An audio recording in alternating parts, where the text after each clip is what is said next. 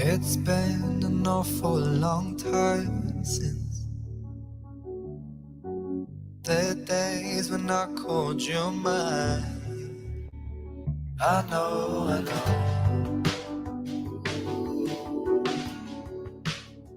I gotta let go.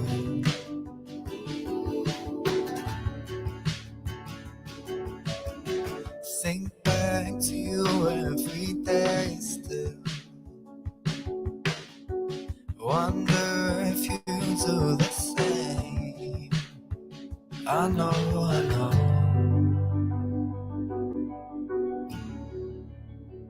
I know, I know.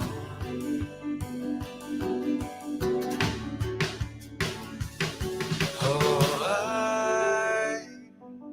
I know it's been way too long. Oh, I still wait for your name on my phone. You're always gonna make my day better. I'll always remember us to be better. Oh,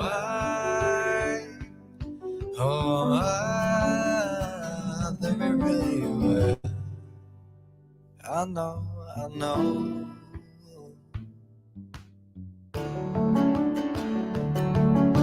You look through me like glass in the hall. No, you don't see me at all. I know, I know.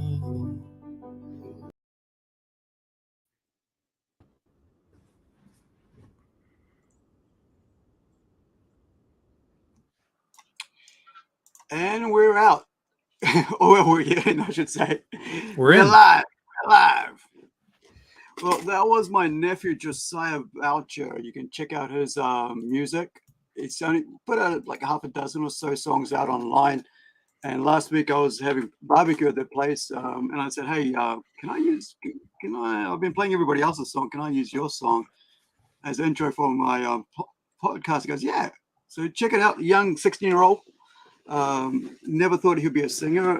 We didn't think he would do singing, and then suddenly he had all this musical stuff happening. He got really into it, and yeah, next thing you know, he's out there doing videos and performing and winning competitions at school and rock quests and stuff like that. So quite good voice. Didn't think he'd have a baritone voice for all that. What do you think of that? Yeah, it sounded nice. Yeah, sounded nice. Yeah. Every time I hear it, I pick up something different in it. It's like I mean, when you, it's it's just when you see this kid grow up from a baby, and next thing you know, he's 16 years old or 15 at the time. I think he's got his band and stuff. I'm like, I needed that when I was a kid, man. Someone to just go, hey, because it took me into the late teens to actually pick up a bass because I always wanted to be a bass player. Now I actually have a bass again since the 90s. But Tom, introduce yourself quickly, then we can get into the baby stuff. Well, yeah, sure. Yeah. I'm Tom Hutchinson, guys. I'm the writer, publisher, art director, shipping guy, all things for Big Dog Inc. We're celebrating 14 years of Big Dog Inc. Stuff this year. Firing up with Critter, and this will all lead us into 2025, which will be 15-year anniversary of the company, 15-year anniversary of Critter, and 15-year anniversary of Penny for Your Soul.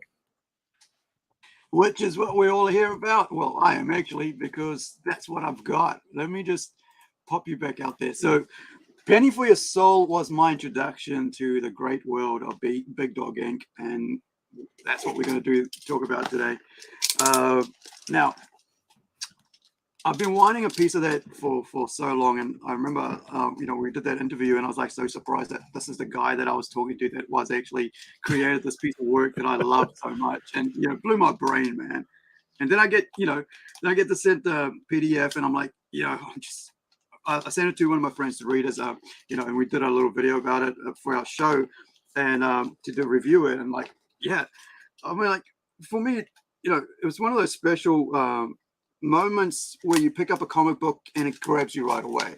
And it doesn't, often, I mean, when you've read like 35 years of the comics, and suddenly you get something new, I found that really exciting. And one of the other things that was really interesting about it is like, do you remember Frank Peretti? Who? There's a fiction writer named Frank Peretti, and he wrote this thing about like a Christian version of like, you know, Sin City kind of thing, and all that. And it was interesting, and like that's what I remember from way back when. It might not be the same author, but I remember it was like just kind of like a horror supernatural book. And so years later, when I read this, I was like, this is such a cool idea. I'm so glad it came into a comic book, right? And then to, you know, the writer, creator, and then to be able to interview him, and then also got my first package out, guys, envelope out.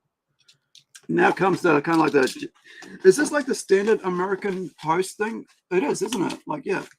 Well, that's cardboard that we use to, you know, get it all wrapped up nice. You know, it's we don't really use like Gemini, but we do a similar cardboard folding thing, so it's very right? held in, you know, versus I don't like the way that Geminis work. I know they work well, people use them. I don't like them.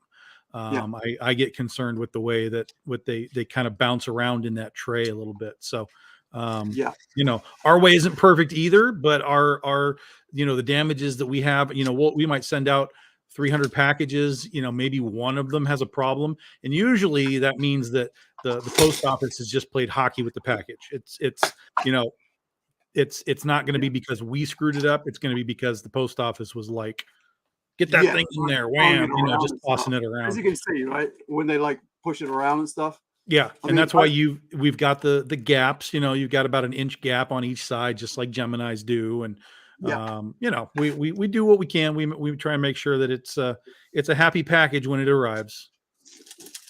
And that's the cool thing about like doing it this way, because we do it in New Zealand for ourselves, because we don't like Gemini, you know, unless it comes from overseas or if there's a shop sending it to.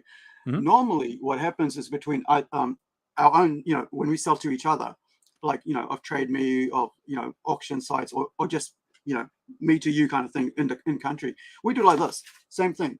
We basically grab, recycle. I've got like there, like flat packs like that out there, as well as Geminis, that we get to recycle the paper. And I think one of the things for us is, you know, keeping New Zealand beautiful. So you get to recycle paper, you get to recycle cardboard. And I always say to people, like, send it between two, you know, the comics between two pieces of cardboard.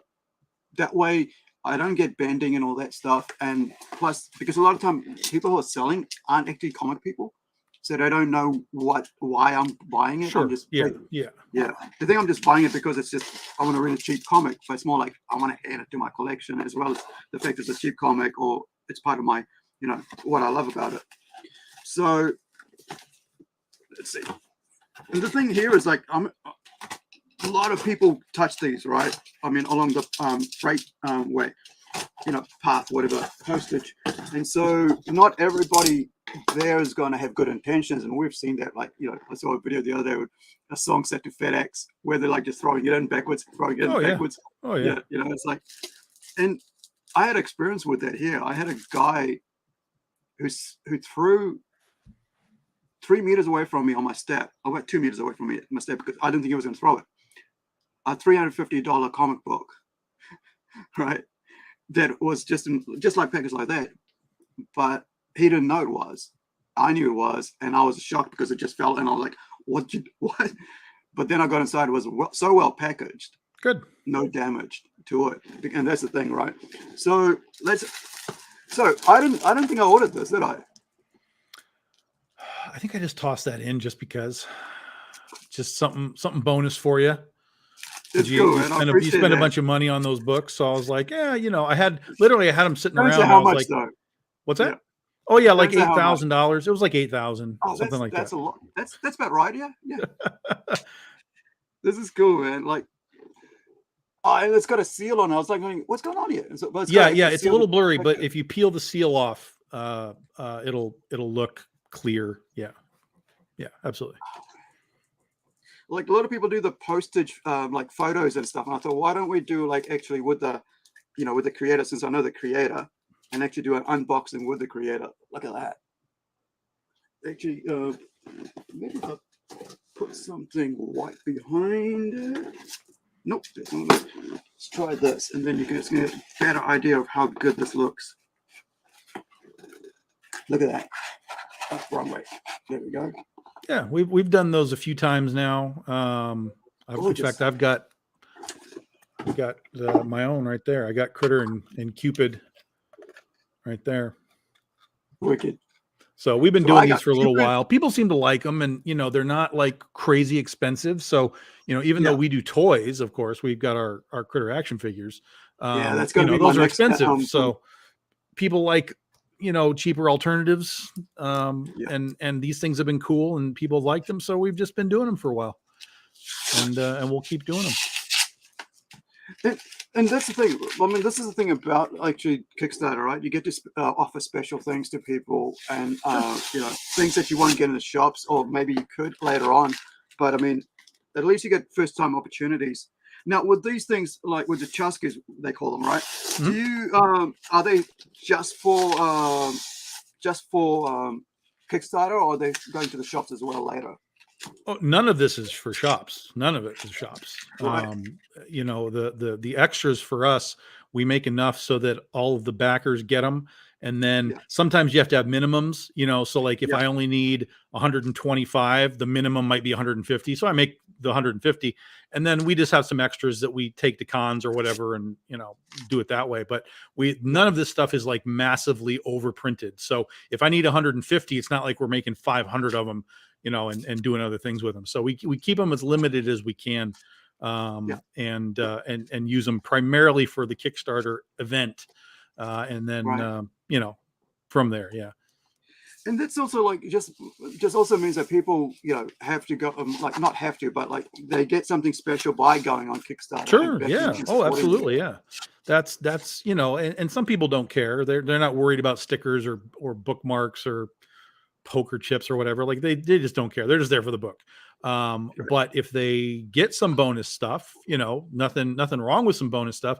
A lot of, like, we used to do a lot of stickers, and that has transformed into magnets now. Cause I kept thinking, like, the stickers are cool, but like, if you stick it on something like your laptop or whatever, like it's there forever.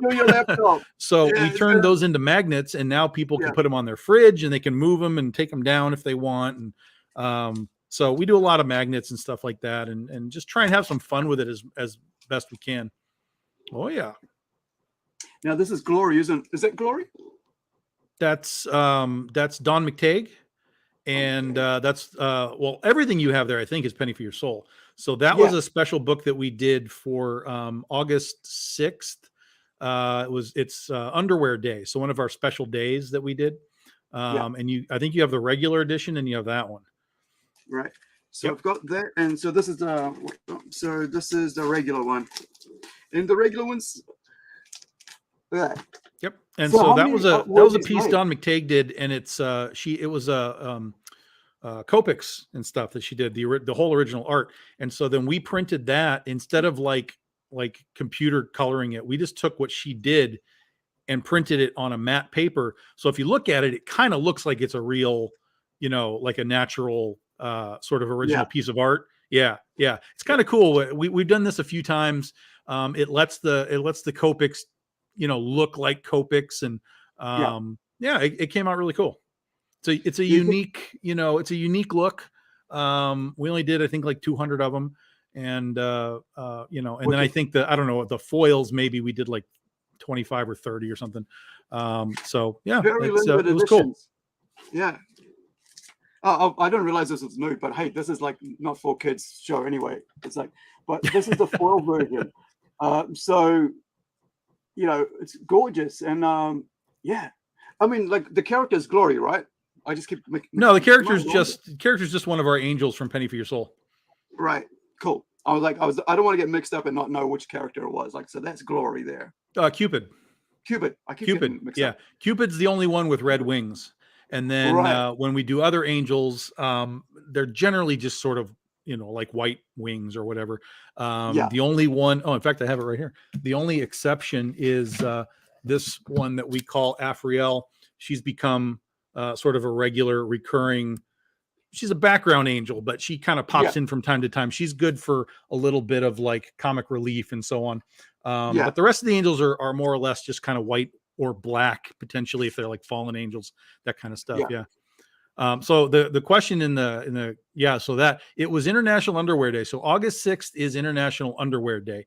The comic itself is Penny for Your Soul, but we did a special cover to celebrate Underwear Day. And we've done those days.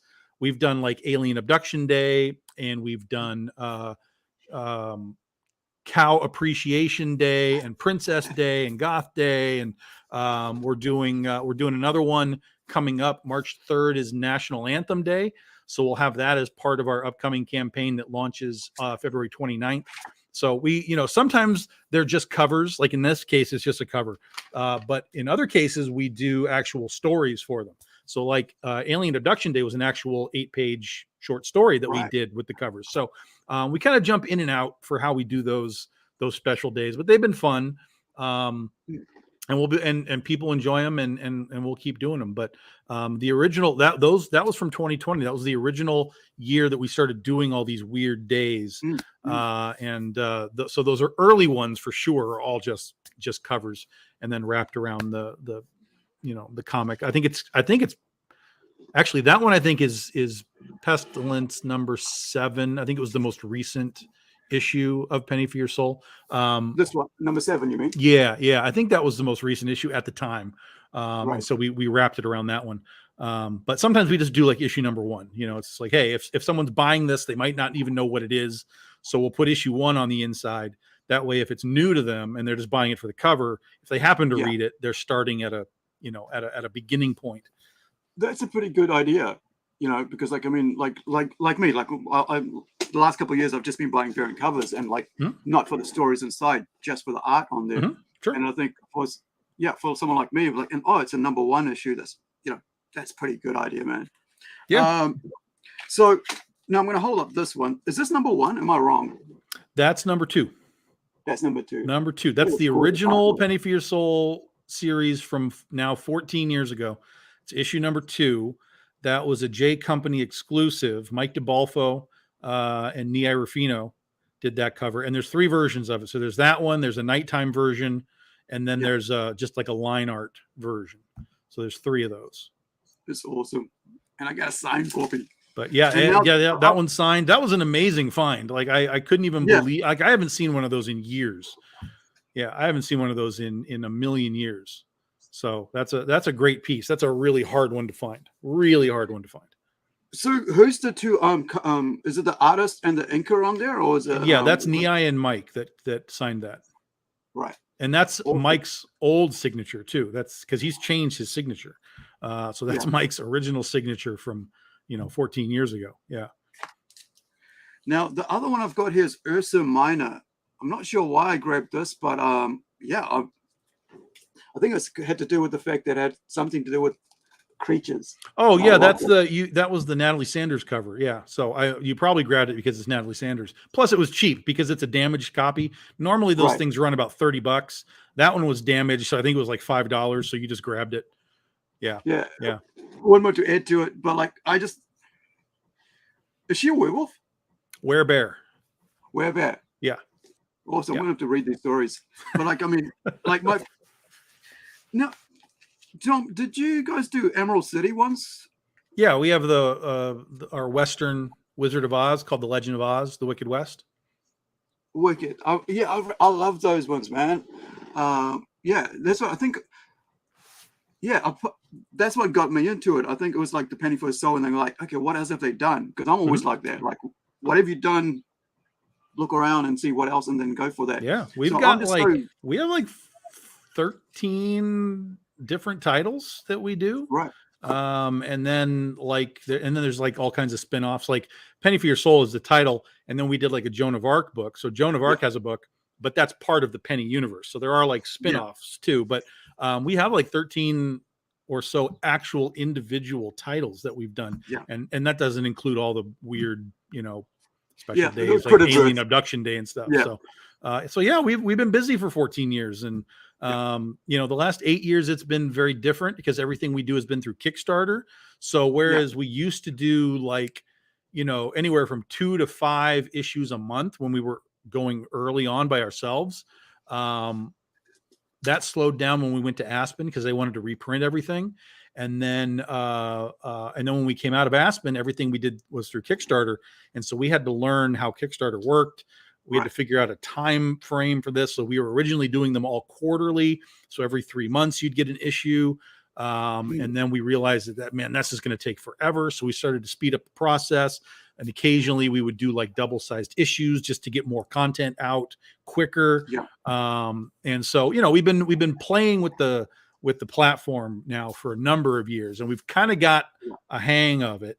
And so now we still do kind of 4 quarterly primary campaigns throughout the year, usually heavily focused. So like we're going to do 3 critter campaigns this year. That's our big focus. But then throughout the year, we'll have sort of our little spin-off things like Goth Day in May, the BD14 anthology in July, and so on and so on. And then some of our fancy days, again as well. So we generally every year we have a focus on one book and do at least 3 books for that particular series, and then whatever else we want to throw into it.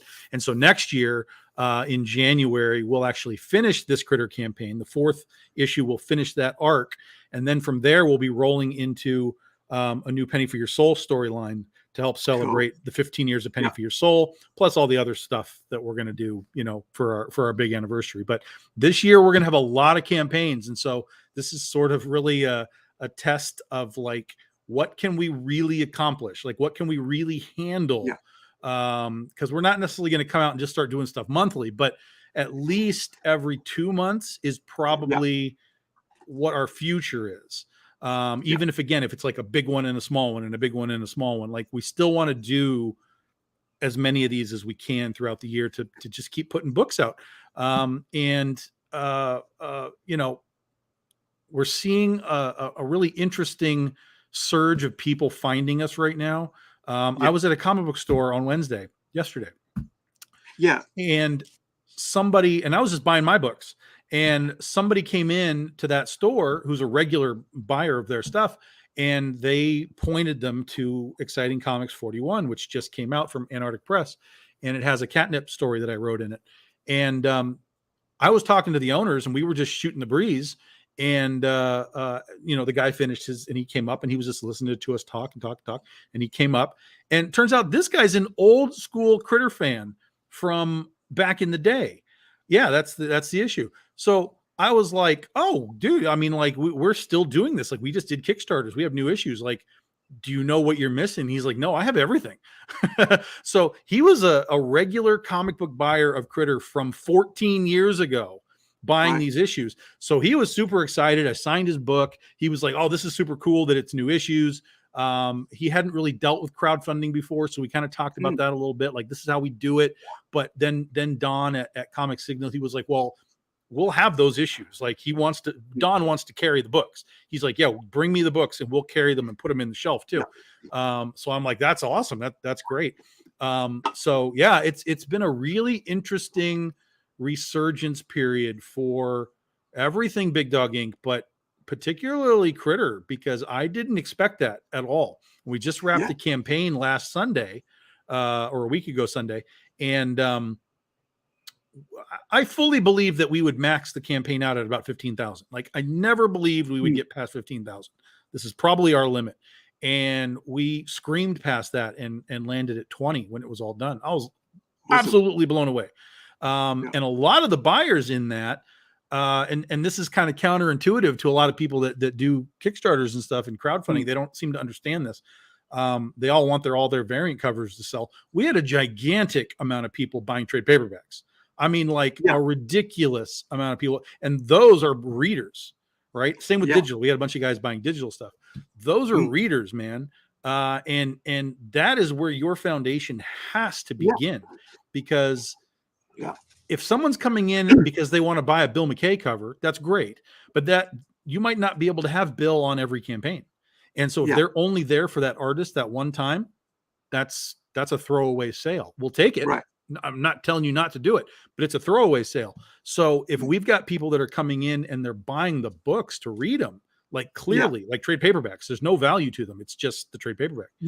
that's the amazing foundation that's being built for this book now, because once they got all those books, then they want all the new issues. And once they're getting the new issues, then they might start to filter into some of the back, some of the variant covers. Like, oh, I got it all, but I want to get something else. Like, let me get this cool variant cover now. So it was amazing. It was a great campaign.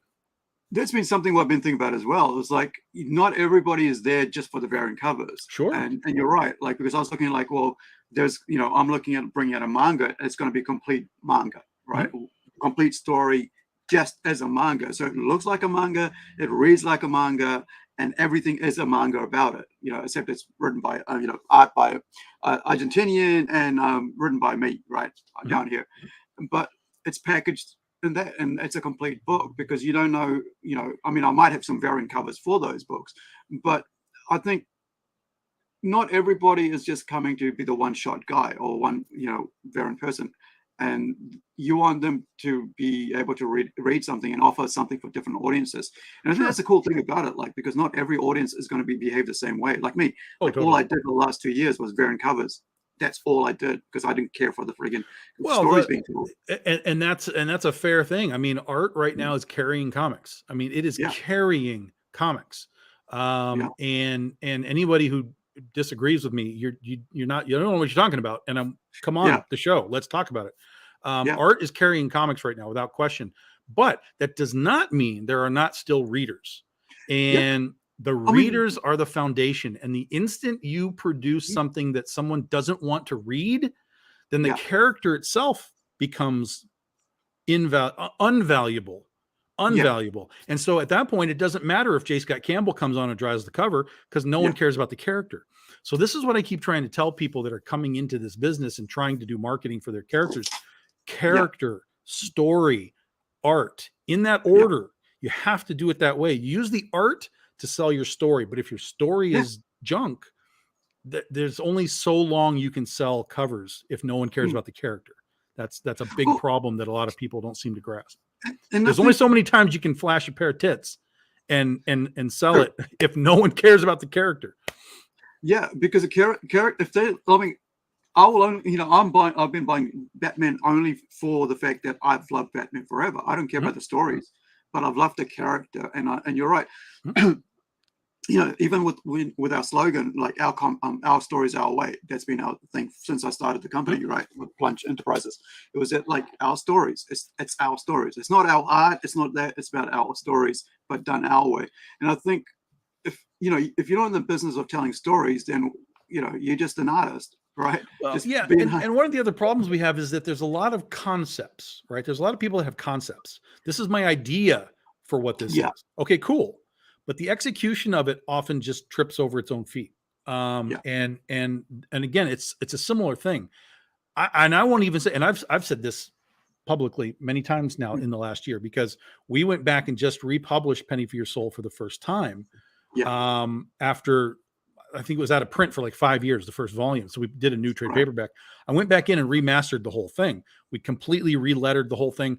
And as I was going back in and I was reading my old scripts in order to do editing on them, I was like, this is terrible. Like, I was looking at my own work and going, this is terrible. How did anyone stick with me on this? Because the writing is so bad. Conceptually, though, I think it was really good. And the writing was good enough that people were like, okay, this is a little wonky, but I like what's going on. But it gave me time to get better and better at what I was doing, right? So, a lot of times I see people just dropping concepts. Like, here's a new concept, issue number 1.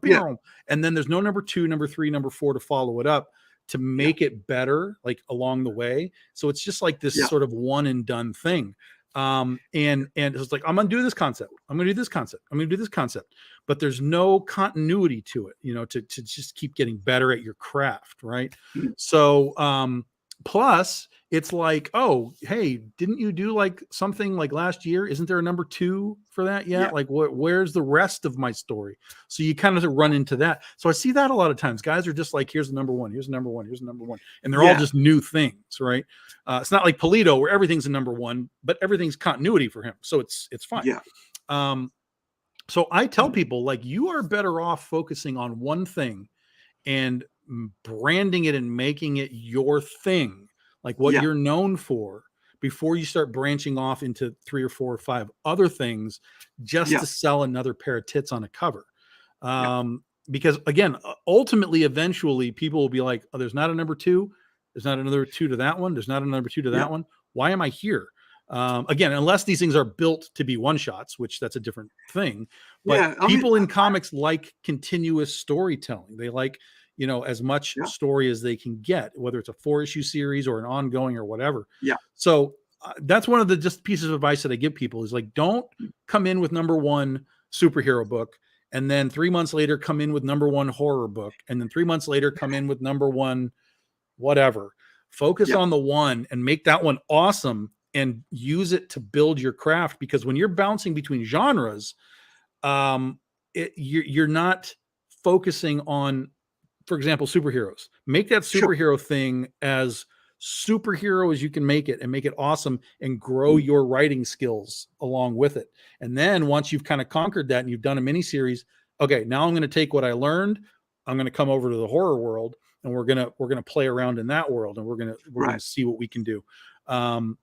I think, and that's the way that I did it, even when I was doing comics just through Diamond originally. It's like we had Critter and we had Penny for Your Soul, and that was it for the first year and a half.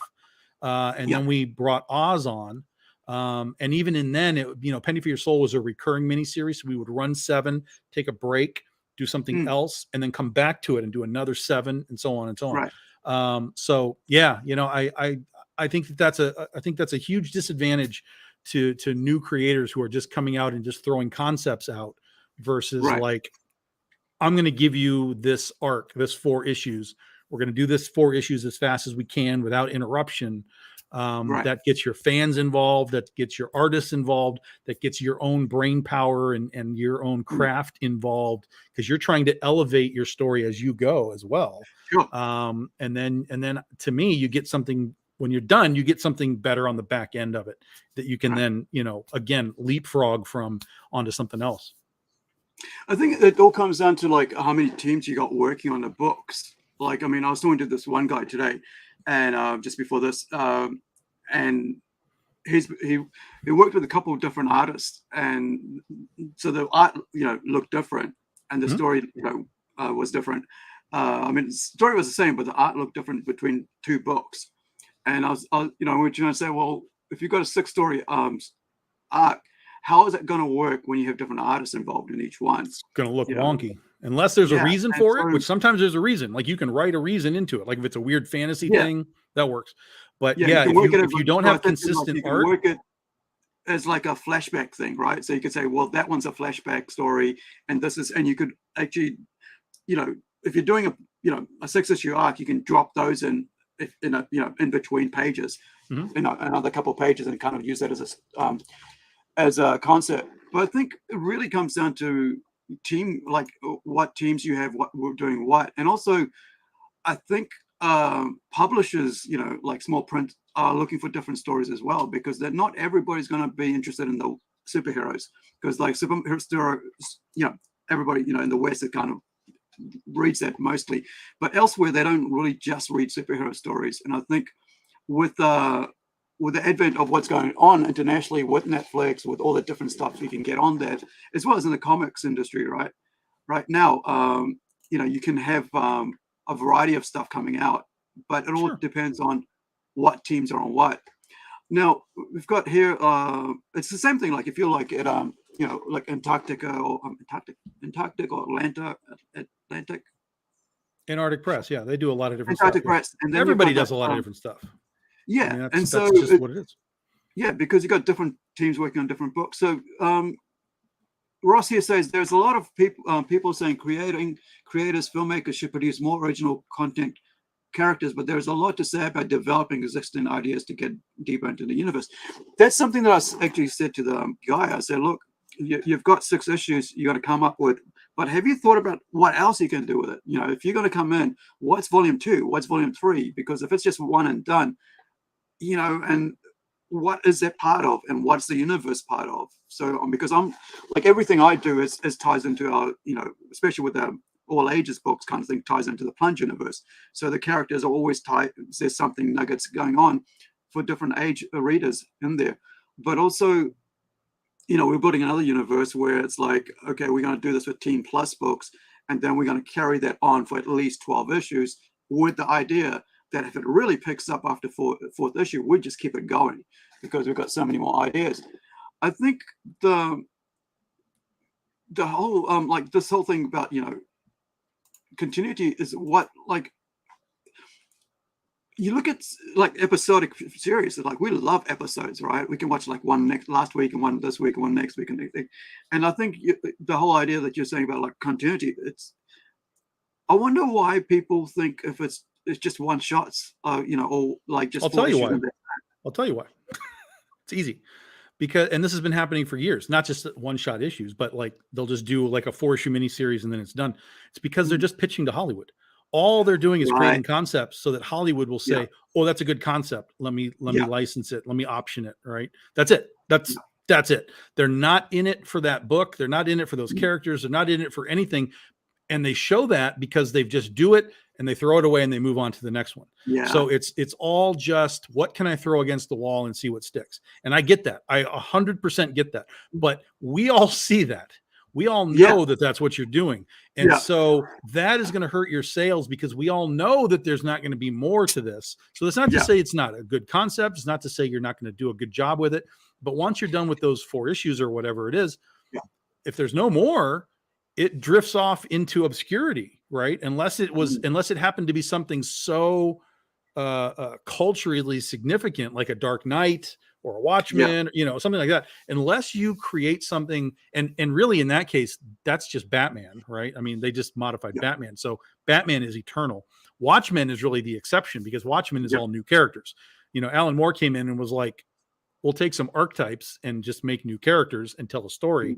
And it was like, holy crap. But it was also produced by DC. If Watchmen had been produced by, let's say, Charlton Comics or somebody like that, it would not have gotten the buzz. It was all because DC did it. Yeah. So all about the publicity of it all, right? Yeah, exactly. So, if we're over here and we're like, hey, I've got a Watchmen thing that's really super cool, I'm not going to get the play, because it's not DC. But yeah, I think that I think expansion of what you have should always come before the creation of something just completely new, because you can always create something new within what you have. So if you do a 6-issue miniseries for a new superhero character, that entire universe has now been built, right? So it's not just that you made a character, it's you created a universe and a world for them to exist in. So even if that story is done, like let's say you don't want to do that character again, you still have that world. So it's like saying, we're going to do a Batman story, right? But at the end of Batman, we also introduced Catwoman and Robin and the Penguin. You can now tell stories with all of those guys.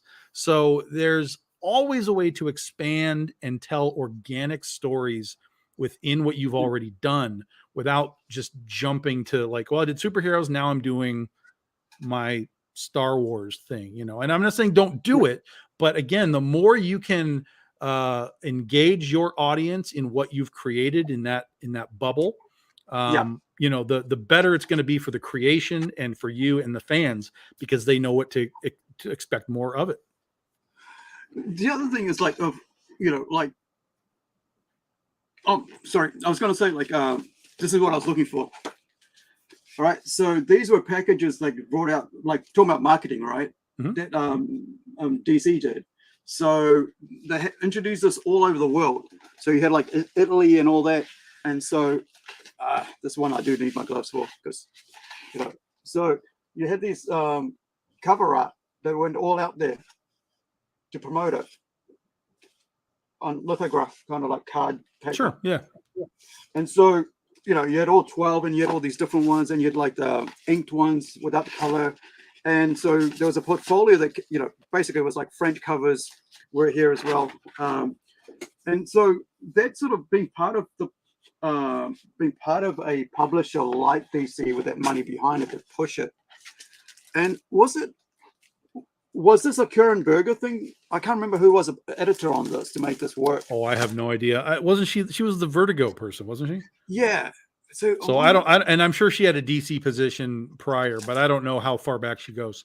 All that stuff about editors and stuff. I don't know who edited all this stuff, a million years ago. This is the French covers. They brought that out, and then they had like the promotional posters and stuff. And this came in a portfolio, which I bought a couple of years ago for about like $60, but like they're worth, whatever. But I think, when you have something like, like I said, a publisher behind you like that, then it sort of becomes so much more, but if you're on your own, and which is what, for all of us who are doing Kickstarter and stuff without publishers, and I know there's a push to get to publishers, and, because afterwards, now that most of the marketing is done through Kickstarter, right? Because usually a lot of publishers are using that to actually promote.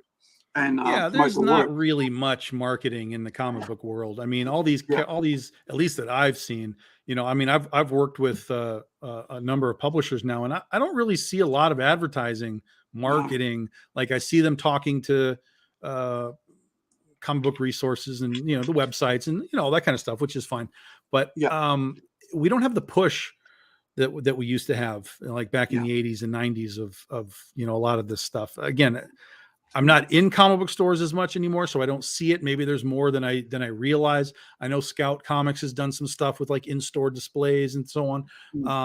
But it's all of those small press guys, they all struggle just like I do, without even being in comic book stores. I struggle, they struggle, because we don't have the characters that DC and Marvel have. So and that's where the more you can push your single character, your single universe, whatever you want to be, you can be known for something at a very small level. But, if someone comes to my booth, they have some awareness of who I am, right? They're like, well, Critter, I know Critter. Oh, I know Legend of Oz, or I know Scheherazade, or I know some of these few books that we've really done a lot of books for. Right. And so those are my Batman, Critter is my Batman. And so on, or Legend of Oz, Dorothy Gale's my Batman, whatever it is. So the more that you can attach yourself to a specific thing for a period of time versus 8 things that all have one issue, a hyper focus will go further, in my opinion. Yeah, we've got like I think right now issue 2 of Incredible is hitting is supposed to, once it's delivered, like issue 1's getting delivered right now to Becker's, right? So as soon as that hits, issue 2's coming out over at Rising Sun, Rising Sun Kickstarter, and so that's going to be cool. And we're looking at like putting out a trade paperback for the manga, and then we're looking at putting for the manga being a manga, right, a white book, colorless and everything, and then looking at doing a trade paperback, because I think getting to that trade paperback is important, because completion, right? You got to complete your arc, and a lot of times people don't complete the arc, and I think because you got to have a start and a finish, and then you can like pop off and do another one. And I wonder, if that's damaging also to Kickstarter, because, or to people like us on Kickstarter, because people aren't finishing their arc. Sure. I mean, it's not damaging to us. What you do doesn't damage me, right? Sure. Now, in the micro, kind of, because someone could just get a bad taste in their mouth, like, oh, Aru didn't finish his book, and so probably that means no one else does. Like, so in the tiny, minute percentage, sure. Okay. But the way that we're seeing Kickstarter continue to boom, even with creators that have next to no following to get started with, I'd say that there's more than enough people that understand, hey, I'm helping this guy do an issue. It may be a vanity project. It may just be that he wants to do the one, and I'm getting out, while here's all these other guys that are doing all this stuff regularly. And this comes back to branding, guys. Branding that I keep talking about. If you can create branding for yourself, so that every time you go on Kickstarter, you have some sort of a design element, Even if it's a different title, the design element is similar. That way, people that maybe don't know what your new thing is, there'll be a design element and a logo to it that people will be like, oh, I think I bought something else from that guy. And they might click on the thing. So yeah, it's again, I think in the tiny percentage, sure, but in the large scale, no. People learn over time who to trust, who not to trust, who they're just helping do a vanity project, and who's actually there regularly. And if you're there regularly, clearly you're doing your job, because otherwise no one would be backing your stuff. And that's a thing that over time, if you fuck it up, you will just naturally start to, fall off. And that's just an indicator that you're not fulfilling your books, or, the quality is bad, or, whatever it happens to be. But it's pretty easy to just kind of look at a creator's profile there and look through the last few things that they've done and get a sense of if they're really trying and making things happen, even if they're slow at it, or they're just there to grab some money and, disappear. Yeah. I think the other thing is, like, I like seeing, like, the support that's now for indie comics that wasn't there for before, seeing like, I think a lot more people are opening up to it, and, like panels and stuff like that, like other, kind of like stores are opening a bit more because of the change and the drop. No, that's not, no. I don't believe that at all. I don't believe that at all. No, not in the slightest, because sales numbers don't indicate that. From a buyer perspective, yes. And that's why crowdfunding works, because people are like, yeah, give me something else. Like, what else is there besides Batman? Yes. But from a retail standpoint, sales numbers are dumping. I mean, just constantly dumping. Not every time, not every issue, not every particular title or whatever, but there's no surge in the indie market in the retail side of things, right? Things will occasionally come in and pop, certainly, particularly if they're like within Image or something. Again, if it's a big publisher and the publisher's like, we got a thing, people get excited. But when it's just sort of low level guys that, they don't have names attached to them or whatever, it's very hard to get a pop. Most independent books from the lower levels will sell. They'll generally top out around 1,000 to 2,000 units. It's not very much. Wow. And there's nothing showing that that's going to go up. Stores are closing. The stores that do carry independent stuff, they don't carry everything. Even my store, like I'm published by Iron Arctic Press. They don't carry Iron Arctic Press except for their pull orders. So if someone orders it, they will order it for you 100%.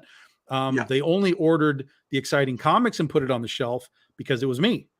And they were like, well, yeah, we'll buy like 10 copies and put it on the shelf. And maybe you come sign them. I'm like, yeah, of course. Happy to. Yeah. So, it takes something like that to give a small press book, an indie book, sort of any sort of real pop.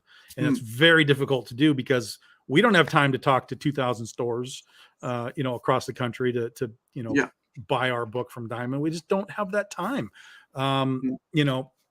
So yeah, it takes a lot of effort to do it. And the ones that do it well have teams. A lot of these places like Scout and Vault and whatever, they all have teams of people trying to, push books on retailers and stuff. And that's great. But a lot of us just don't have that. Like for Big Dog Inc., it's me. That's it. Yeah. I mean, outside of the art and the colors and stuff, like literally everything else is me. Every aspect of the business is me. So when AP was like, oh yeah, we'll like publish your stuff, I was like, woo, man, that'll put me back in there. That'll put eyes on me. And I have no work to do. Again, other than art direction, because we put new covers on the stuff. We give AP new covers. But that's easy enough to do. So I was like, yeah, man, that's fantastic. I'm not even concerned about making any sort of serious money out of it. I want the eyeballs on the product. There. Yeah. And just to get the name out there, I think that's what people don't understand. Why you want the shops. You want the shops because it's kind of allowing you to get branded. It's going to get publicity because then people can then come back to you anyway. right? Because you want people to come back to you. You want your 20% to be always following you. And this, like the shop thing, it's like 80% of 100% of your customer that comes through the door, only 20% stays with you forever and supports you forever. The other 80 are just whenever they want. And I learned that when like running my comic store, right? It's like the 20% that stayed, I looked after really well. It was like, okay, because I know you're coming regularly. Okay, you get a bonus, you get discount, you get this, you get that, and they stay and they stay and they stay.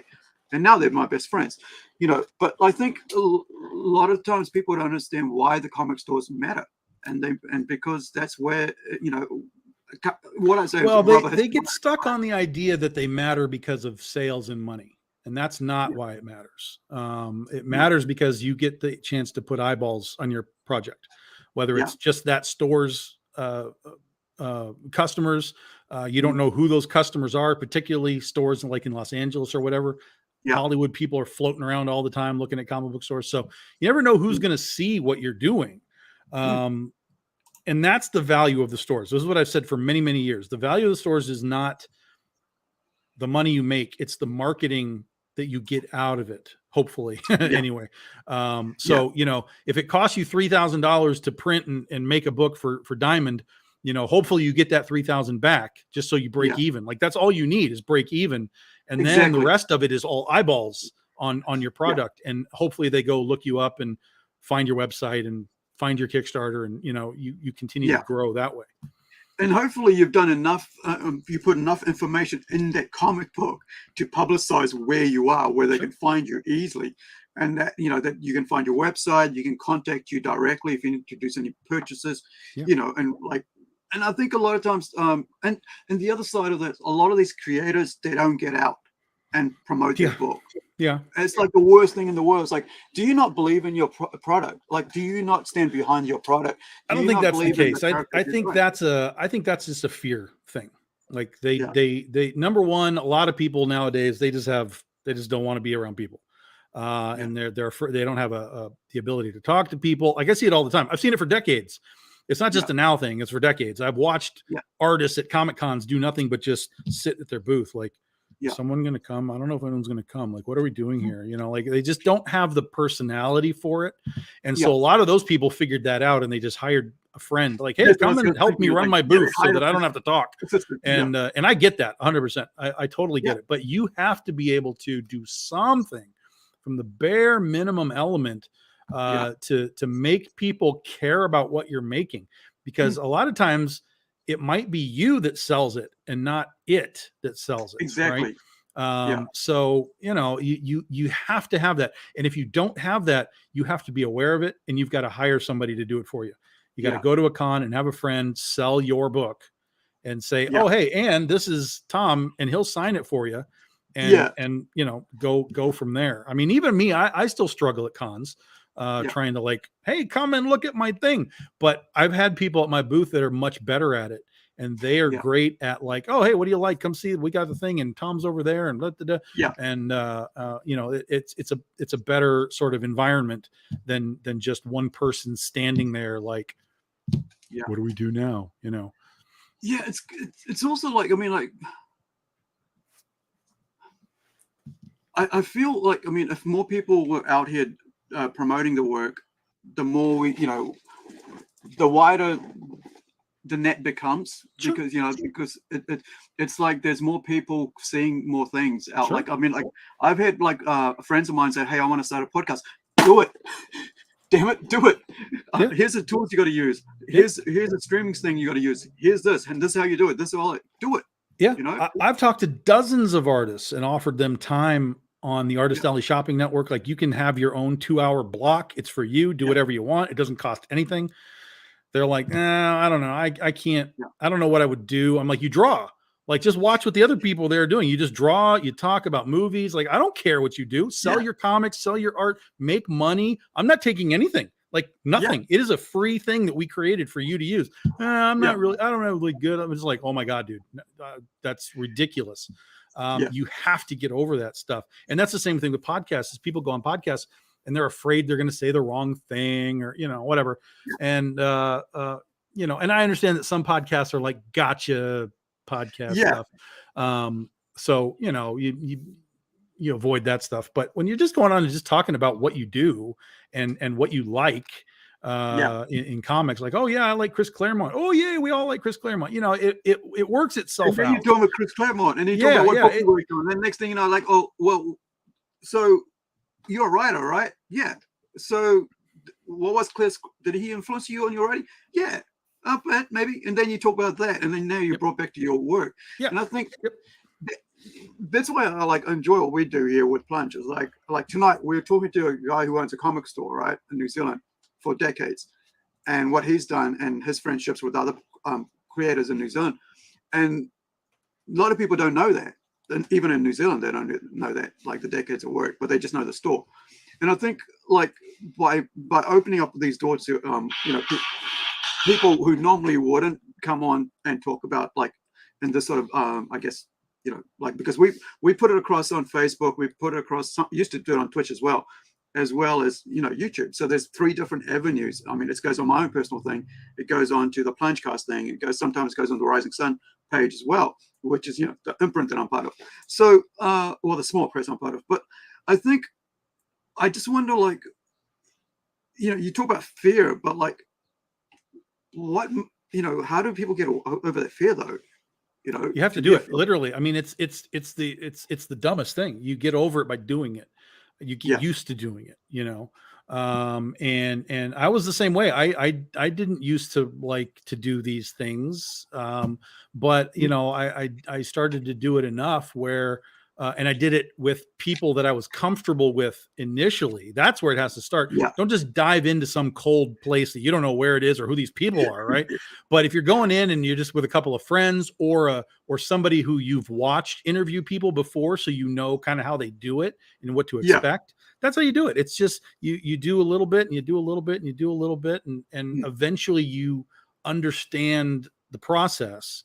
And then you can, you know, and then your self-confidence will kind of build through that. And the more that you do it, the more confidence that you'll have in what you're saying, and whatever.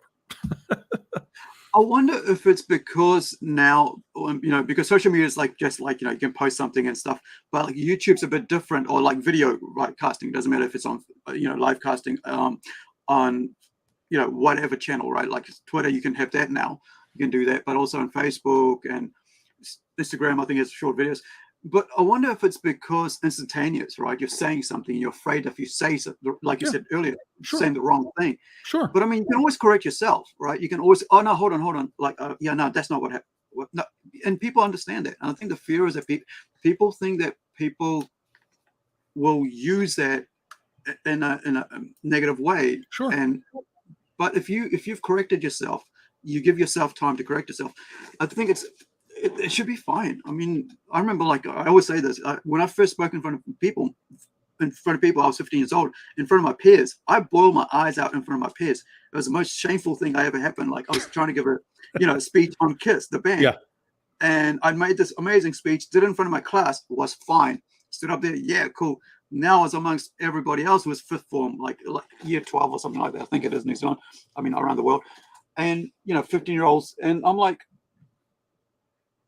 I got into about 2 lines. I cried my eyes out, but I still read it.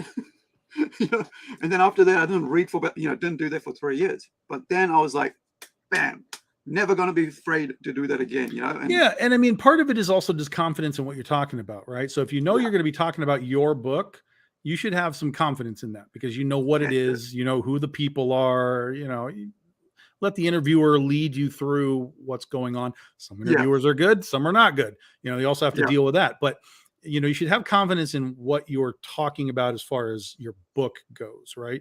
And then if the conversation drifts off into, so you see any movies lately or whatever, again, same thing. It doesn't matter what your opinion is. People will agree with you or don't agree with you, whether you like it or not. It's irrelevant. Just be like, I like that one, or I didn't like that one, or, just, it's just conversational and just treat it that way. And kind of, you got to find a way to just sort of loosen up and understand that nothing that we're talking about is the end of the world. Right. None of us have our finger on the nuclear button. Like none of us are doing that. So we're all just over here, like talking about whether or not Star Wars is good. Like, who cares? Yeah. You know, bring me your nerddom, and whether it's yes or no, like, bring it. And I want, people like to see the passion of it one way or the other. Just like, let's just talk nerd stuff. And if the nerd stuff happens to bring back, hey, oh, by the way, I'm making a comic book that's kind of like Star Wars. Awesome. Then you just bring it back. Yeah, this is my thing, and you can get it on Kickstarter or whatever. But just, you got to understand that none of this is so serious that we're doing and discussing that it's going to matter, in 24 hours. They're on to the next guest, and the next book comes out, and every week there's a new thing at comic book stores. It's like we're just having fun in the moment, and try and enjoy the fun in the moment. That's it. I remember, like, when I wanted to do this 3 years ago, and when we started doing the Plunge convention, I would interview like the guests that were there. You guys are coming up. Let's spend an hour doing this. And then I found that, like, this is going to take a bit of work. And now it doesn't even feel like work. I've been on it for about 6 months, right? 7 months, whatever it is. It doesn't feel like work. I just get up, jump on, and start doing it. It's like, oh, this is fun. You talk about, what do you like? Like, oh, today we're talking about your books, and calling you up and, texting you and say, hey, I'm going to do the unboxing. And now we get to see these amazing books, that's been delivered, by us just meeting, and talking and interviewing. And now, and here's the thing, the fact that we did this, right, across this, and now you got to purchase through me. Now I get to enjoy a piece of art, right, signed as well. And I now you've not only have you got me as, as a fan for ages, for 14 years, now you've actually got me buying off you, and now you got me promoting you. Sure. And now I'm thinking your praises by giving my friends, going, go read this book, and and here's the way you can get the. And the thing is, just because of me interviewing you that one time, right? And then later on, we developed kind of like acquaintances, friendships, whatever, pleasantries across social media. Because I think the weird thing is, I've been thinking about this really recently, how there's a social media friendship, right, where we don't actually break bread. Yep. And then there's the actual friendship where we actually, real life, IRL, what they call it, right, in real life, where we break bread. But I think the fear here is that people think that because of cancellation culture on social media, that by making friends with certain people, now you're worried and watching your back. And I find that kind of a sad place to be, where, like, people. It is. But that's also, I mean, that's a real thing. And you have to do your homework as far as doing that to some degree. But, for the most part, again, none of us are at any sort of level of anything that, the world in general, the culture of comics or whatever, is going to worry about who we do an interview with. Like, it's just, it's again, it's that minuscule percentage, right? Yeah. And even if someone was like, oh, that guy was on our show, boo, like, 24 hours later, who cares? Everybody's moved on to something else. It's just, it's like, it's fine. If we talked about something controversial and they want to talk to me about it, that's fine. But we haven't talked about anything here that's out of bounds or weird or anything. So, I don't even, and that's, for me, that's what I always try and do on my shows, right? Anytime I'm on somebody's show, it's like, let's just keep it light, man. Like, let's just talk about comics. And hey, do you remember when they made that thing in 1992? Like, whatever. So, and a lot of people, two things. One, a lot of people will have the nostalgia for that kind of stuff. They're like, oh my God, yeah, I haven't thought about that in a long time. And then there's another side of people that don't know about it. And so they're getting a history lesson of what comics used to be at a certain time, and whatever. Like, we're talking about Watchmen, like that was something that never should have worked. But because the 80s were the way that the 80s were, the culture and the readership and the viewers, they were ready for that at that moment. Exactly. And that's always interesting to look at why that worked here. And then, they tried to do new Watchmen, and people were like, why are we doing new Watchmen? Like, wow, that's kind of weird. Like, that's an interesting thing. And a lot of that is just because of creator respect, right? Creator loyalty. They're like, you've been jacking over Alan Moore for 40 years. Like, we're not going to support whatever this thing is. So exactly. again, so, you're giving your viewers something that matters versus Coke or Pepsi, man. Like, are you the red can or the blue can? Like, no one cares. It doesn't matter. Let's talk about cool stuff.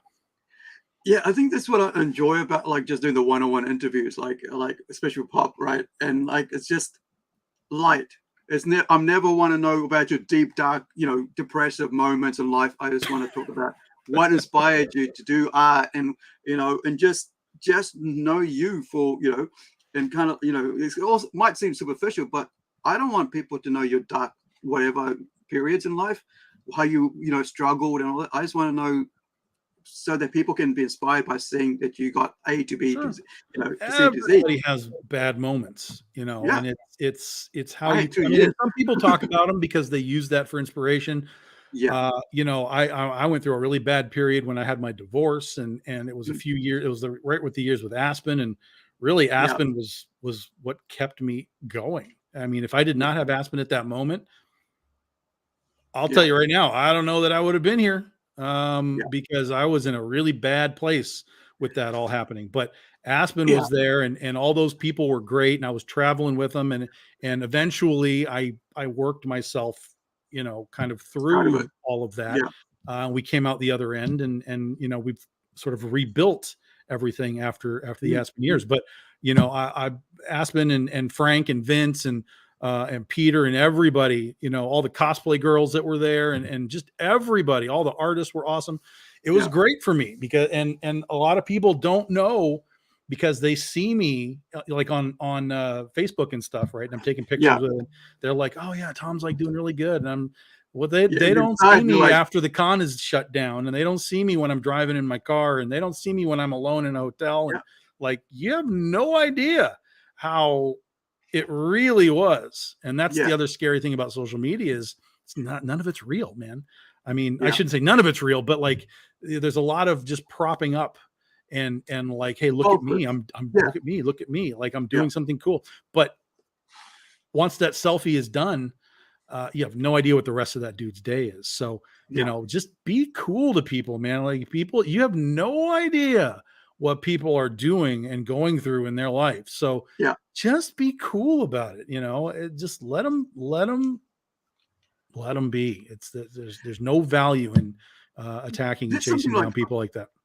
Yeah. There's something like going through Christmas and realizing like when we were coming into Christmas and I was doing live streams and stuff. And I was thinking, I need to change next year how I do this, like really simplify and really think about positive stuff, and like how put out positive stuff.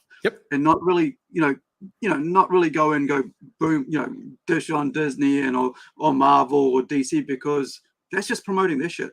And I think it was you that said that, right? It was you who said that. Well, when you talk about that shit, you're just promoting them. So why, and I said, well, Well, and two things. One, all you're doing is platforming whatever it is you're talking about. You're platforming it, you're giving it time. And two, you're not changing anybody's mind. No. If someone loves Star Wars, you're not going to make them not love Star Wars. That's it. So I get the drama brings views or whatever, all that kind of stuff. But I feel like that's just, I don't feel anything genuine about any of that stuff. There's tons of people that do it. All kinds of people report on the news. I'm like, pop culture is not news, guys. But they do it, and that's fine or whatever. But I don't find any genuine reality from those guys. So I'm happy to come on and like critique movies and like, hey, let's talk about why I didn't like it and you did, and like let's figure that. Like that's quality to me, because now we're diving into the construction of the film, the storytelling, the acting, and we do that with comics too. It's like, is the pacing good? Is the art good? Like, what's the presentation? So to critique something is great, but to be like, I just heard that Gina Carano is like, who cares? Just let them do what they're doing. It has no effect on you in any way, unless you're a Disney stockholder, then maybe. But other than that, it just doesn't matter. I just leave that to the posts because I find that funny. Like, because I saw somebody like it was weird watching people like attack other people because they don't like that people because what they said, and then like now you're gonna make a video about that, and then you're gonna do that, and then somebody else is gonna make. It's like this the cycle thing. One thing I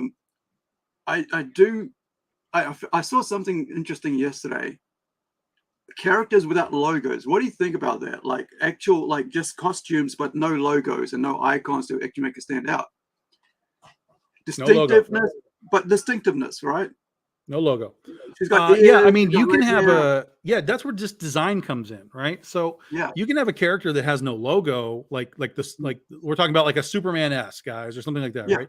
You can make a character that has no logo, but still has a distinctive design to it, right? right. Even Deadpool, I don't even think Deadpool in its original incarnation had like that circle belt buckle thing. You know what I No, I mean? didn't I think think so. that came later, you know, with Yeah, like his eyes on it, right? yeah. I know he had a belt buckle of some kind, but I don't think it was like a logo thing in the original Rob Liefeld incarnation. That stuff all came later. Yeah. So yeah, you can do it. I mean, and I'll tell you that like with the critter design, I'll try and get you guys a look at the whole thing. Hold on. A lot of Let me this was open up my like book. designed for color, contrast, right? So even though Yeah, it's a simple design, it's very like and 70s she's and got red 80s, hair. you know, sort of design, but the colors Yeah, contrast. She's got her belt, she's got her tail. yeah, It's simple to draw, so the artist can move quickly through it. You know, and now that she's been around for so long, you know, she's become sort of iconic, at least within the Big Dog brand. Again, right within the Big Dog yeah. brand. Right. I mean, and you're right. Like, so characterized, right? No logo. Mhm. Very popular character, Ray from ReZero, Life in Another World. No, you know, this is just like one of like, they just like a costume character type thing, but it's not actually, you know, it's just her blue hair was what makes it work. But, you know, so you're right. Like, you don't necessarily need the thing, but like your character design works because it's specifically to that character Sure. and you've got that character standing out. It's a bit like Naomi, right? Naomi's the same way. And like, you know, you don't always have to have character, Mhm. but I mean, sorry, logos or, you know, icons. But I want, like, there's sometimes people do it and they don't really design the character enough to make it unique. Yep. Whereas you have really have made it unique, and so does Naomi. Naomi has a unique look to it, which is really cool. Yeah. And I think, you know, people love that because of the uniqueness of the character design. But I think a lot of people do disservice if they're going into the hero genre, right? Superheroes and stuff, and trying to brand. They don't understand the concept of what makes comics work, and they're in there trying to make comics work and try to make superhero comics without knowing what works. But I mean, also, I think it's all about. Do you think it's about character development to test what's, you know, to develop your character, or do you just? I mean, what is it about that makes a character work? Sorry, I should ask that question. It's going to be different for all the characters because it depends on what your character is. So like, for example, Critter is not the same as the Punisher, right? They have they're polar opposite character types. So, you know, I think the design is key, and logos or, you know, chest plate things or whatever, they can help you for sure. I'm not telling you not to do those things, guys. That's not what I'm saying at all.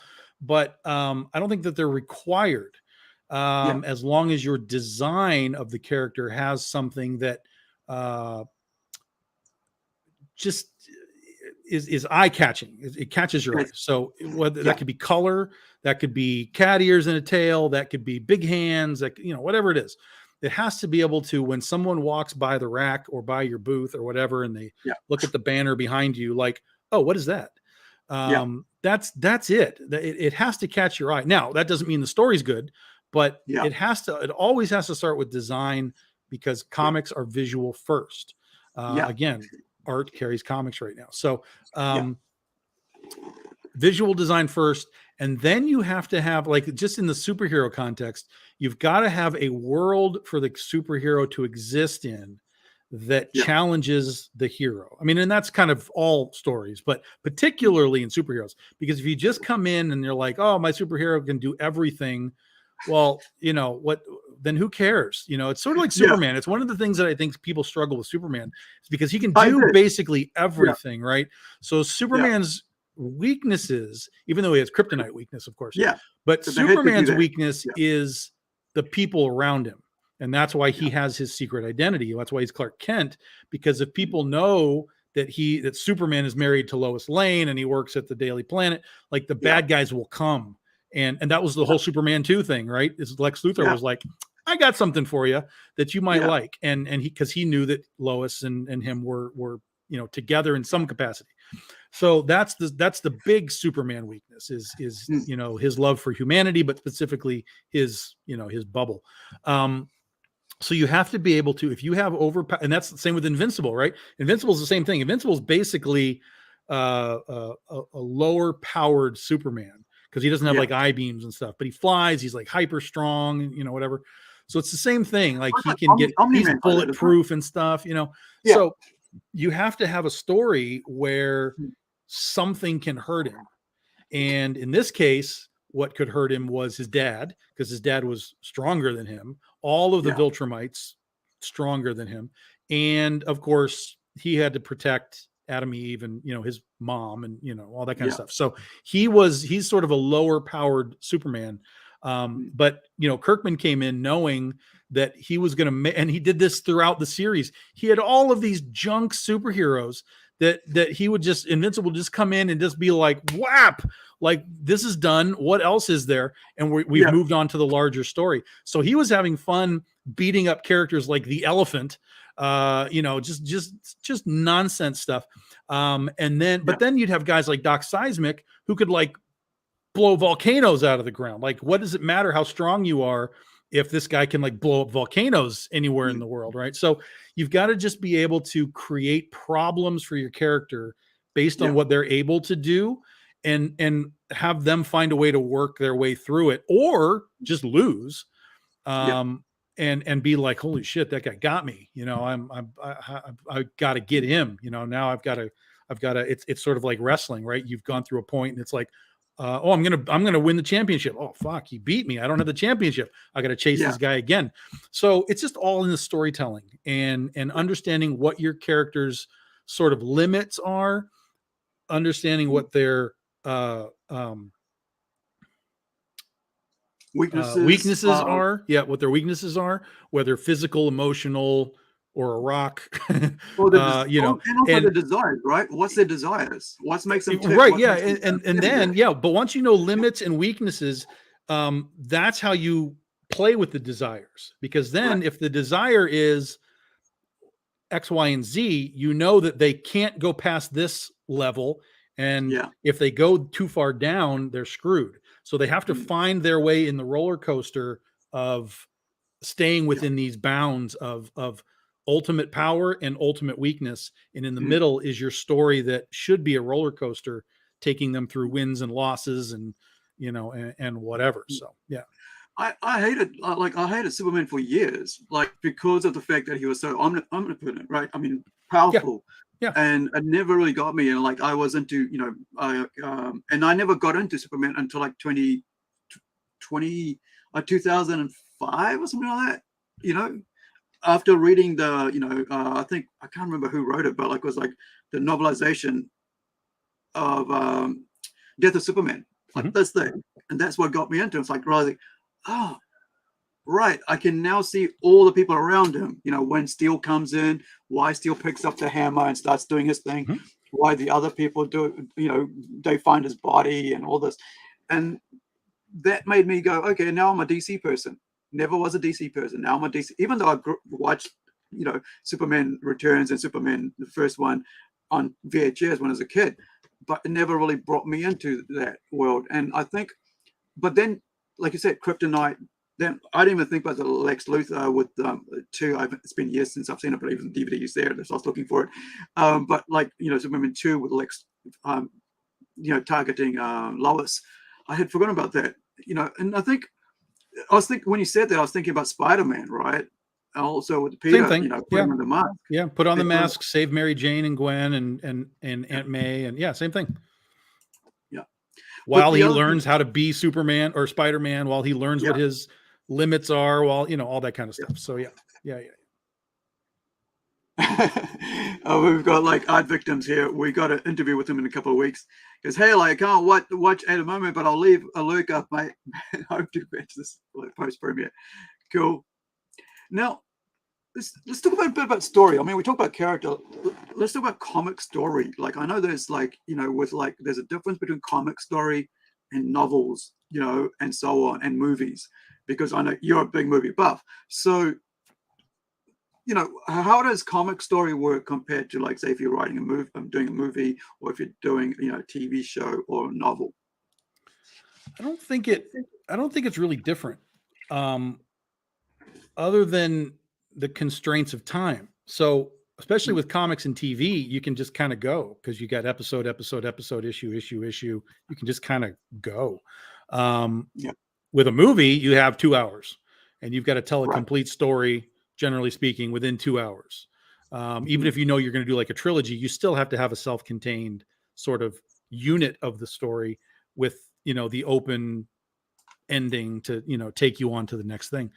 So I don't think it's really all that different, particularly because with comics, you can do anything you want. It's all just imagination. So if you want a big fleet of starships, flying into the earth, you just draw them. Whereas if you're doing movie or TV show, you can do the same thing, but that costs, a lot of money to do all that CGI or model work or whatever. So I don't think it's really any different. I think the one thing that is different is that comics don't have an inherent character personality to them. So in other words, we understand that Tony Stark or Robert Downey Jr. is Tony Stark. So we impart that into the character, right? But before Robert Downey Jr. became Iron Man, the comics had to tell us his personality. The comics had to tell us how he talks and if he's got, like, for example, if he's got an accent or if he's, from New York or if he's, whatever, the dialect and everything that he talks, we all speak English here in America, but that doesn't mean we all sound the same. Right. So, so in comics, you don't have the advantage of an actor putting that into your character. So you have to write dialogue that works in a context that, as best as possible, when the reader reads the words, hopefully there's some sense of the voice in your head, right? Again, and that's where, like, writing in accents and different, like, locational dialects, California does not sound like Alabama, it's different. So if you can separate those things in your characters, even just a little bit, that will help your comic book get an extra layer of character to it.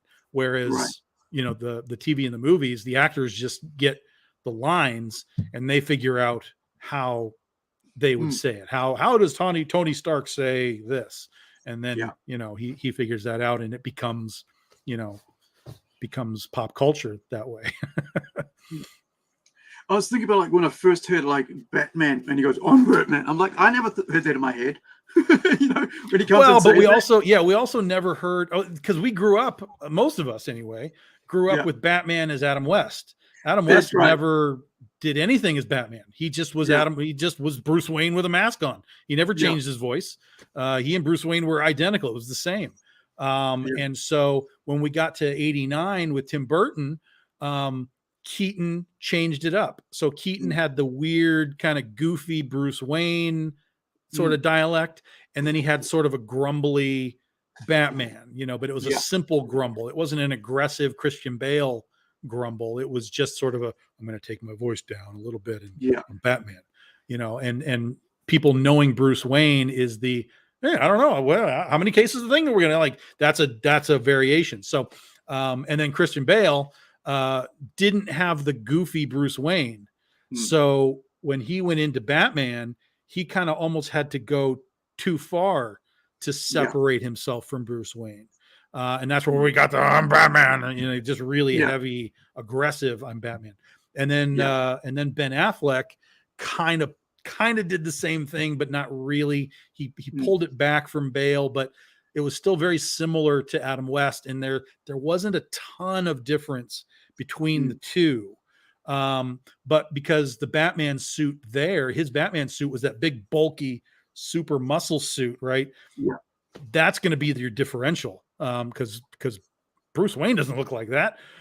So, you know, again, there's different ways to present the characters. And voice is one, design again is the other. You know, off you go. Awesome. Now, let's talk about world building. I think we'll finish up on that because I think, you know, we kind of like character, you know, story, and then the world building. I think world building's kind of important. You touched on it a bit, right? How do they fit into their world? Do you want to talk a bit about that while I've got you? Well, again, it's like we said, you have to create a world for your character to struggle in, or dominate. If that's your story, then they have to have a world that they, or powers or whatever, that they can come in and just take over, you know, generally the bad guys. So you've got to build a world where your character has to learn things about themselves, about the world, about the bad guys. They have to learn things along the way. Because if they just come in and they're just like, oh, I punched you in the face and you're done, like that, who cares? That's not interesting. So like back in the day, Batman was the world's greatest detective, right? So he even then he was doing detective things to figure out problems, not just running in and punching the Joker in the face. So world building is character building, because as you build another segment of the world for your character to exist in, your character grows again. Either through success or failure, your character grows again and again and again. And so every time you add a piece to the world, whether it's another character, whether it's another segment of the city, or, you know, if you take them to, you know, if they exist in New York, but you take them to Africa, like, again, that now makes Africa part of their world. And, you know, they're learning, they're growing, they're failing, they're doing all those things. So you have to have a world where the world can defeat them. I think that's the best potential world. That doesn't mean they have to lose every time, but you have to have a world where there's a sense of, this might not be good. Because again, it all has to be, what do they call it? Sensory, disbelief, suspension of disbelief. You know, because we all know Critter's not dying, right? But you have to create a story that is traumatic for the character in some cases, whether her friend dies, or, you know, a bad guy ends up winning, or, you know, whatever it is. You have to create trauma for the character. Otherwise there's nothing to push the character forward. And you know, when there's a trauma wall, boom, they either rise to the occasion and figure out a way to keep going, or they collapse. And again, either way is a learning moment for the character. So the world that they live in has to be one that is, you know, challenging, and it can be multiple things. There can be portions of it where it's like, well, this is the comfort zone, and I'm going to go in the comfort zone, and then we're going to go over here, and this is a big problem, and you know, somewhere in between, or you know, sort of like those throwaway guys, like the elephant from Invincible. You know, just have some fun. Hey, I'm up against a guy, and we're going to punch and go through a building, and just kind of have a little superhero fun on the way to the larger problems that, you know, they may not be able to solve with, you know, their fists. Awesome. Yeah, I think sometimes like I mean, like if you look at like Gotham for Batman, that's like another aspect of his actual character. You know, it's like his home, and it plays a real interesting part of it. Like, I mean, like, especially with, like, was it Batman Begins, where like they used Ra's al Ghul making made people realize how important Gotham was to him, which we never really thought of in any other story before. I think, far as I understand, apart from like Nightfall. Well, I mean, Gotham has always been a character in the Batman world, particularly since the Burton time, because Burton really gave Gotham its own life with his just sort of weird architecture and stuff.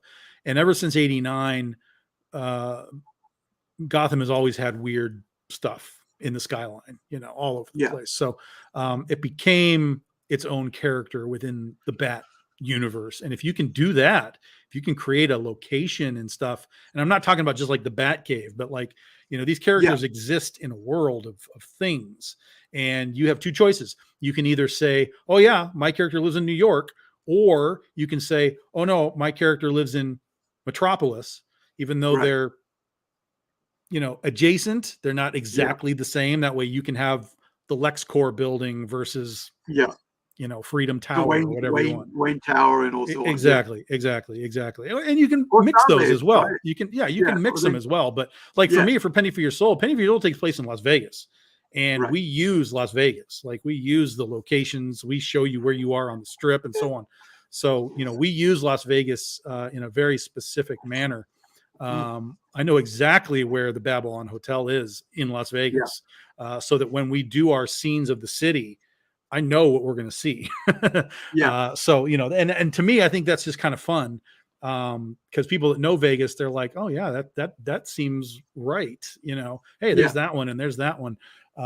So, that can be fun, but it's also fun to just build your own stuff too. Yeah. We're doing that like right now with Zealandia, like, building this fantastical world. Right. And so with that, we're able to like, and I'll just finish up on this, is that we're able to bring in our own world, like our own country into it, like, fully into this world. Yeah. And so you get to see like the maps of this world. It's actually, 1/10 the size of our world, our New Zealand. And, right now we're doing a city like an Alvin, I always get it wrong. Just here, waters right now, it's actually Whangarei. And so I get to create and play around with this country in a fantastical setting where, where something, let me find some other one. I think it's over at Plunge Studios. I think so. Yeah. So, playing around with the actual map of it and turning that map into a fantasy world and building like cities and, castles around it. Like, there is a human, a Japanese shogun run human domain over here. Then there's like elves over here. And then there's like fairies over here. But these are, when people from New Zealand or people who visited New Zealand get to see it, they will know exactly where it is, even though it's got different names.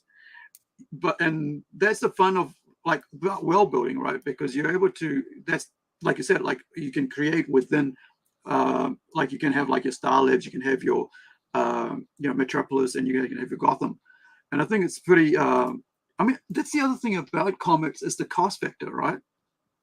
You can blow up stuff and there's no cost to it.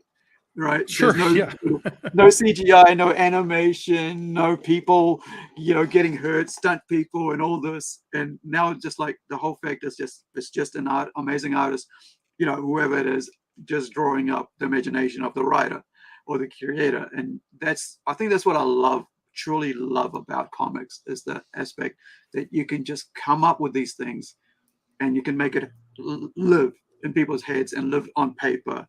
And now fans are able to, if they're willing, to back it and support it and read it and like have it as a piece of art in their home. And like with your, with Critter now, a figure, they can actually have a figure on their shelf or whatever.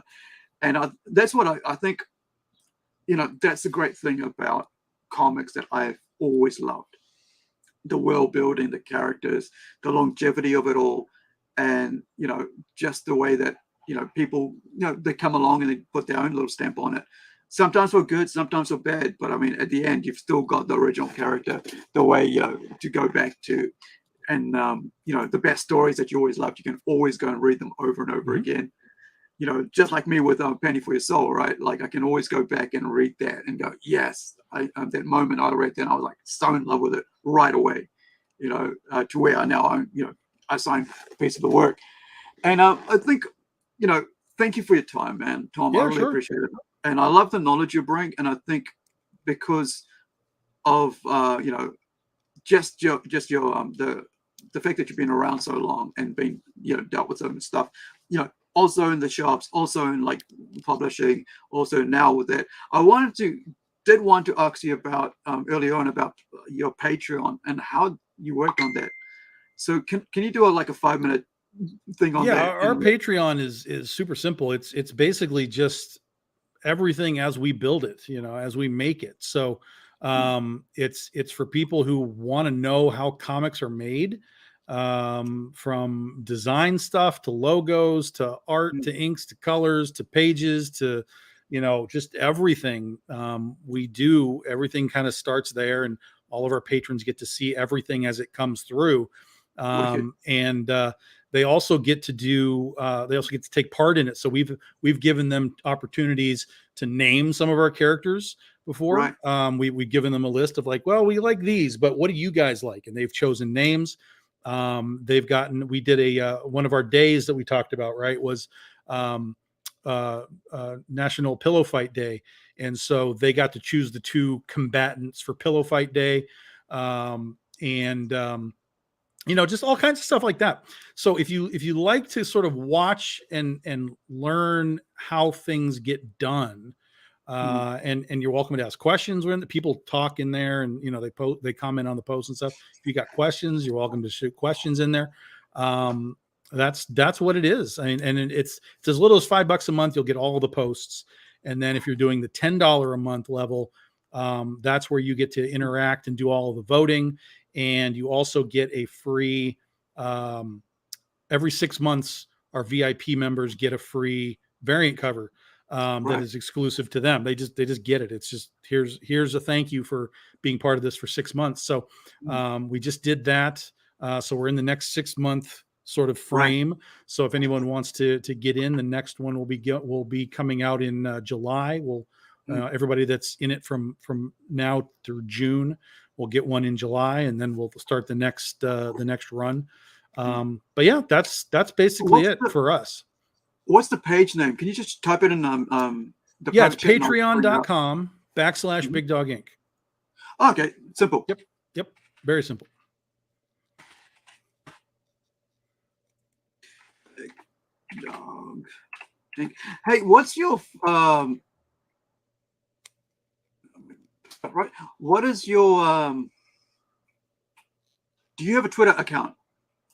Yeah, we're on Twitter and Instagram. We're on all the places. I tried to add you for this today, and I didn't see it. So, it came up with something different, and I don't want to that's the one, because I don't know if that was it or not.